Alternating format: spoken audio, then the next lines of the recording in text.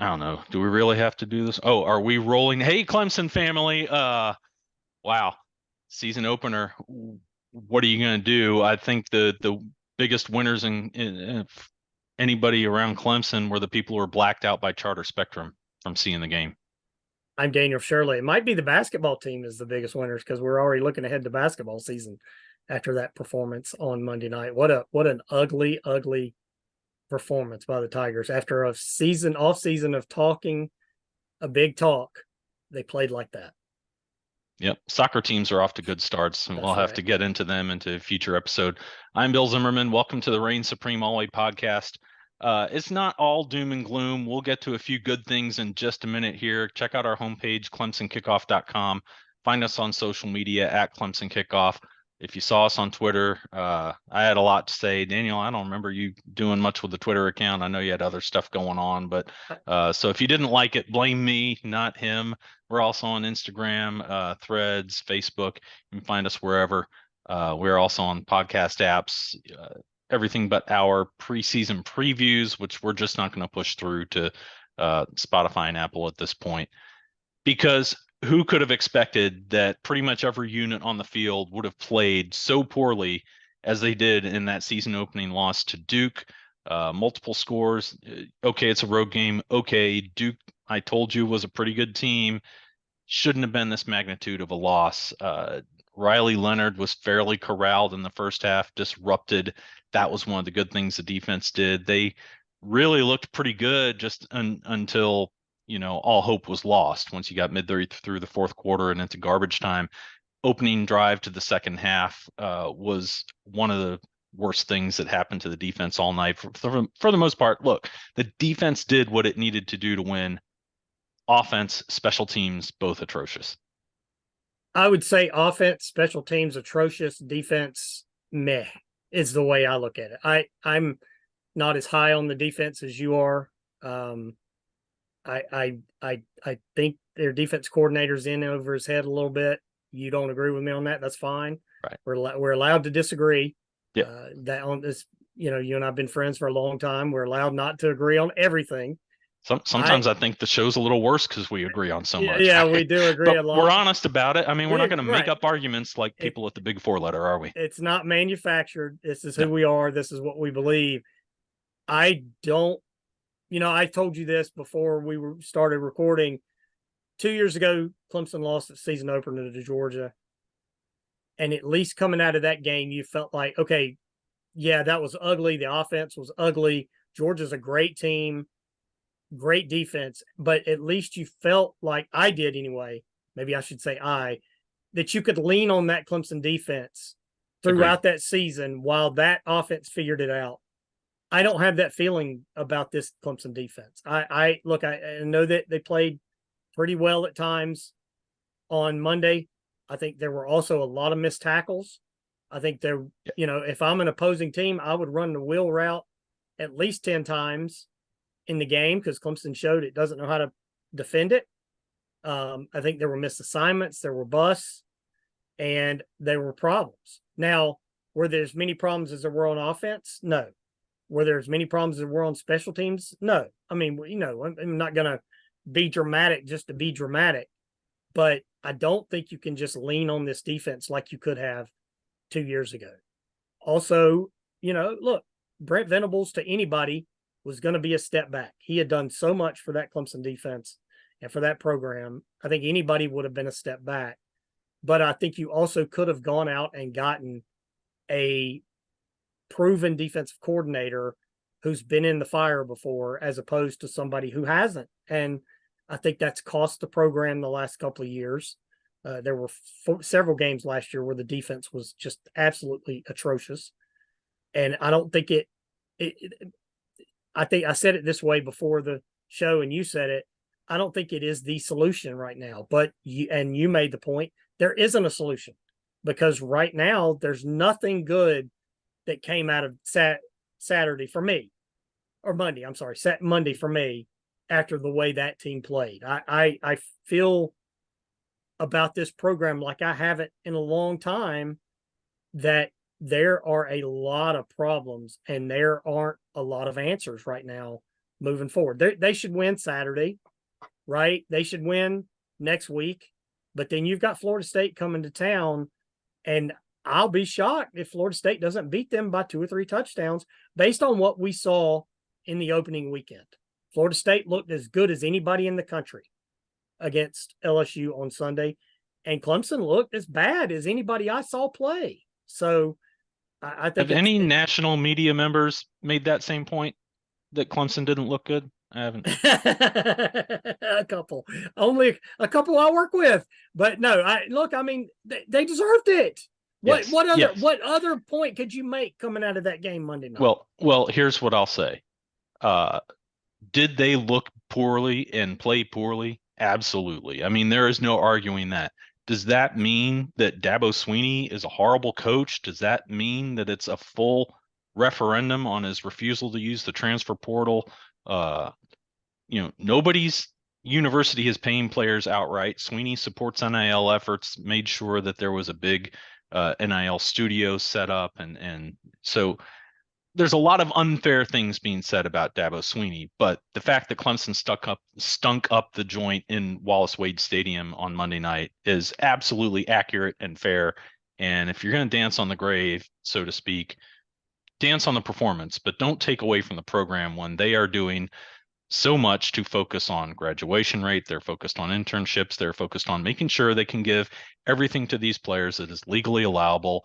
And if you're just going to sit there and say, oh, he wouldn't use the portal, he's done, put him out to pasture, have him go sell commercial real estate again. I mean, I don't think these guys even know that he ever sold commercial real estate because they don't do their homework on Dabo Sweeney or Clemson, and they helicopter in at the last minute and they say, oh, look, terrible game, they're done, stick a fork in them. And, not everyone is. I mean, obviously, Grace Rayner's been close to the program for quite a bit of time.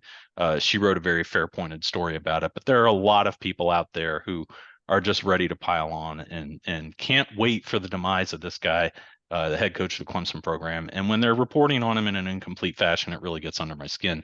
I don't know if you can tell.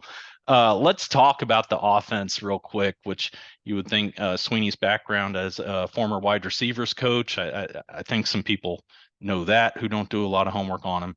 The offense has not been good for 3 years now. They're not securing the football. They fumbled it 24 times last season. Fumbled it way too many times, and in clutch situations. We've seen scoop and scores with Uiagalelei the last couple of years. We've now seen it with Klubnik as well. Costly goal line fumbles. Inability to read what's happening at the line of scrimmage in crucial situations is just killing the Tigers. You've got to protect the football. And if you drive all the way down the field, you've got to close it out. You can't just expect it to be hot knife through butter getting into the end zone those last 2 or 3 yards. I know Tristan Lee got blown up, missed his block, whiffed his block, and that led to a scoop and score. Hey, Phil Maffa, do you think that's going to be an easy 2 yards with nobody touching you? Hold on to the ball, secure the ball, and bull rush your way through there. Make sure you've got the ball. I can't remember who made this point, but I saw somebody, I read it somewhere. I read so much after the game, and I thought Grace's column was spot on. Is it the end of the Clemson run? I don't think it's the end, but you could see it being the start of the end, right? I mean, this team has lost 4 of its last 7 games. That's not national championship contending stuff. So, no. But the point was that Clemson has to work so hard to score because it doesn't have any dynamic playmakers. Yes. And that is an absolutely fair point. When you go from Sammy Watkins and Nuke Hopkins and Mike Williams and T. Higgins and Travis Etienne and, even back to CJ Spiller and, who almost won an ACC title single-handedly in that game against Georgia Tech. Yep. And look, nothing against Phil Moffitt and Will Shipley. I thought they both had strong games other than Phil's fumble, and I wanted to see them showcased even more than they were, but they're not game breakers. They are good running backs who can grind out yards and can get to the second level. But you saw Maffa on the one play, he broke loose and he got chased down. That's a play that Travis Etienne scores on.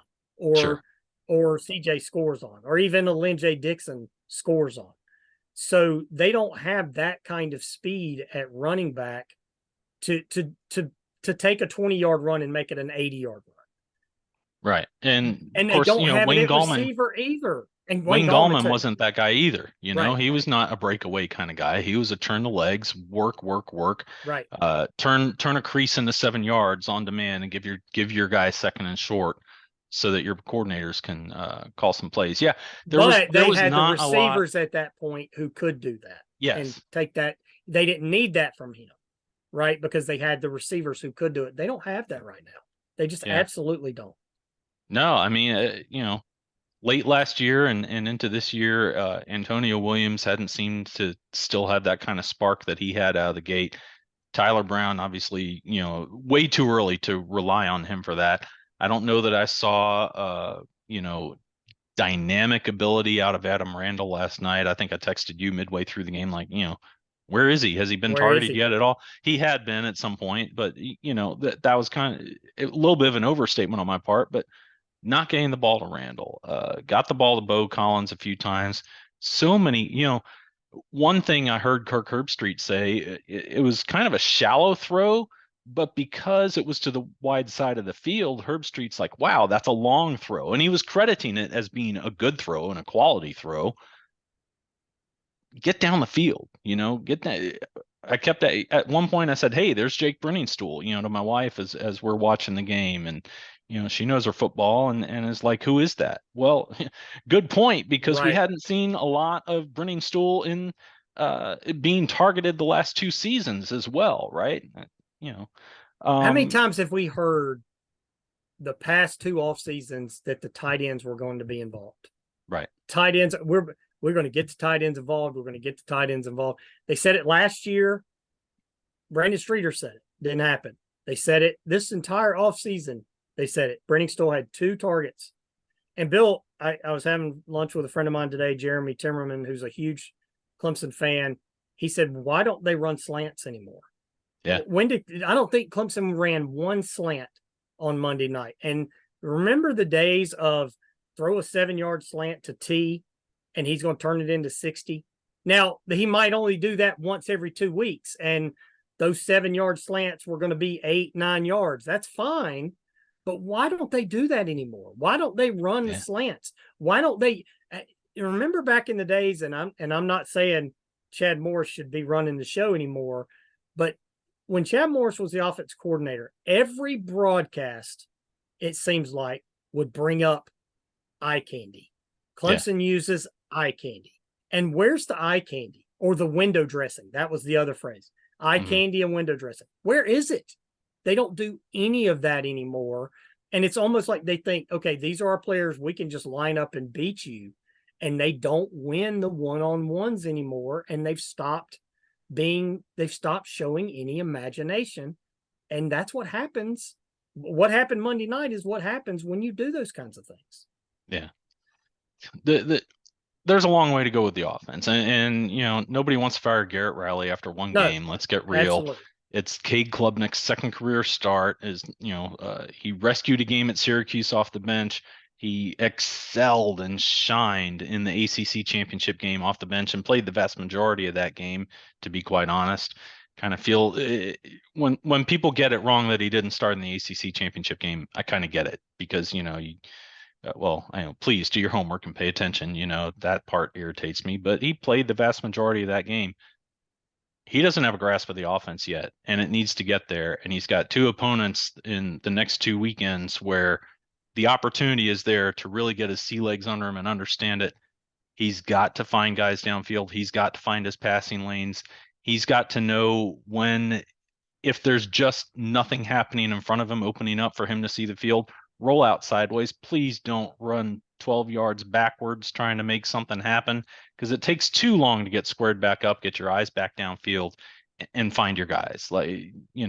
That's gotta cut way down. That's how Clemson sacked Jarrett Stidham 11 times one night when they played Stidham and the Auburn Tigers. And it's not a recipe for success to run that far backward on that regular a basis, right? That's got to be the exception, not the rule. So Klubnik's got a lot to do. He and Riley need to be spending every bit of those 20 allowable hours together every week as they possibly can. I don't want to see Hunter Helms. I'm not saying, bench him, but maybe the occasional play where he does something really wrong, maybe he needs to come stand on the sidelines, even if for one play, just kind of take a deep breath and say, that's right. I know, you're working on baseball and not backing out of the box. You put some bats behind you so that you roll and you fall over and, you got to steady yourself. Well, something's got to happen to drill it home with Klubnik, what he's got to do to keep his eyes downfield, keep his focus on making things happening downfield, step up in the pocket. Don't go with the crazy scrambles. Bootleg sideways, I love that. See the field, Even DJ Oyunglele was better when he was doing that. Right now, the last two games, Clemson has moved the ball well, won a high percentage of plays on offense, and has so little to show for it as far as points on the board because of the costly errors that are happening. And you got to wonder when that's going to change. Yeah, and a lot of them are on him. I also think you could roll him out some. You could move the pocket some, give him an option to, if you get out there and the guy's not open, then take off, right? I mean, use your legs. I thought they used his legs pretty well on Monday night. There were a couple of quarterback draws that worked. There were a couple that didn't. One that cost them right before the missed field goal, the short field goal. And they've got to, and look, Bill, we ain't even talked about special teams. I mean, Robert Gunn looked totally unprepared to be a college kicker. Those are two of the worst kicks you're ever going to see. Dabo said Monday night on his radio show that one of the short kick, I believe, is the one he was referring to, hit the elbow of the outside rusher. From a chip shot distance. Right. That's not going in. I don't care how far it is, is a kick. That's so now, is he done? No. Is it time to give up on him? No. And it's not time to give up on Klubnik. It's not time to give up on Barrett Carter. It's not time to give up on any of them. No. But there is so much that has to be cleaned up. I don't even know where you start with what you have to fix to get this team ready. Right. Fundamentals across the board. I mean, protect the football, win your assignment, focus on your assignment, know your assignment. Do you guys know their assignments? I feel like they do. Look, defensive line, good job of pressuring, good job of containing for the most part. It's college football. You're not going to get perfection. Even Dabo Sweeney doesn't say perfection is the standard, and the defensive line, Jeremiah Trotter, nice effort out of him as well. My cousin in Seneca texted me at one point and said, where's Barrett Carter been? Is he hurt? Well, right. To hear what Dabo Sweeney talked about since that game ended, apparently maybe it was a benching for lack of effort, little attention getter, eye opener kind of deal. You heard him call guys out last year for, loafing was the word he used. And if I remember correctly, Miles Murphy was named in one of those. And I don't think he was the only one named. The other one doesn't come to mind right now. Well, Coach Sweeney light a fire under these guys. And I know the pandemic changed recruiting. You didn't have the in-person eval. You didn't have that chance to find out who guys are, as well as see up front, close and personal, what they can do. But the fact of the matter is you've got to establish standards and you've got to make it clear, hey, this is what happens or you're not on the field with us. Pure and simple, no matter how talented you may be, no matter how lauded you may be, how high your recruiting ranking may have been, next man up doesn't just apply to someone who's injured or has left the program. Next man up applies to if you're not doing things the right way, get the next guy in there. Next man up should apply more than anything to effort. Yeah. If you're not going to give the effort, then you come sit next to me. And look, I thought the effort Friday night or Monday night, I don't know what's that Friday, Monday night. I thought the effort. You got this game all days of the week, man. We're going to play. Well, they played so poorly. They played so poorly. I don't know what night it was that they played. I think that the effort Monday night was lacking at times. Yeah. I'm not going to say they didn't try. Right. I would never say. I'm not going to say they gave up. I'm not going to say but there was some lacking there for sure. And those are things you've got to fix. Those are things you should be able to easily fix. There's no excuse for them to play like that against Duke. I just, the talent level, the talent disparity on those two rosters. Look, you can lose to Duke. It's happened before. I'm not saying that, but there's no excuse to play the way they played. It's sloppy and undisciplined and lacking fundamentally and lacking of effort at times. There's no excuse for it. Absolutely no excuse. And frankly, no excuse for it against Charleston Southern. New coach coming in, team that didn't have a great record last year. Way down there as far as conference level, and let's see the effort, guys. Let's see the fundamentals, and that's not just the players, that's the coaches too. They got to get it out of these guys and make sure that they make it happen. We're not going to get into a preview of Charleston Southern. Clemson's got to not let Clemson beat Clemson. It was such an accurate thing, and it's not an excuse. It's just an assessment of what happened from Coach Sweeney when he says that. So we are out of time on our software. So remember to catch us, clemsonkickoff.com. Catch all our past episodes, youtube.com/ClemsonKickoff. Also YouTube podcasts. We are set up that way. You can be there. Major podcast services, and then social media. We've been on Twitter quite a bit the last few days at Clemson Kickoff. We are also on Instagram, Threads, Facebook. You can find us wherever you need to. Until the next episode after that Charleston Southern game, Saturday, 2:15 p.m. odd time, I'm Bill Zimmerman. I'm Daniel Shirley. Go Tigers. Wake up, Tigers.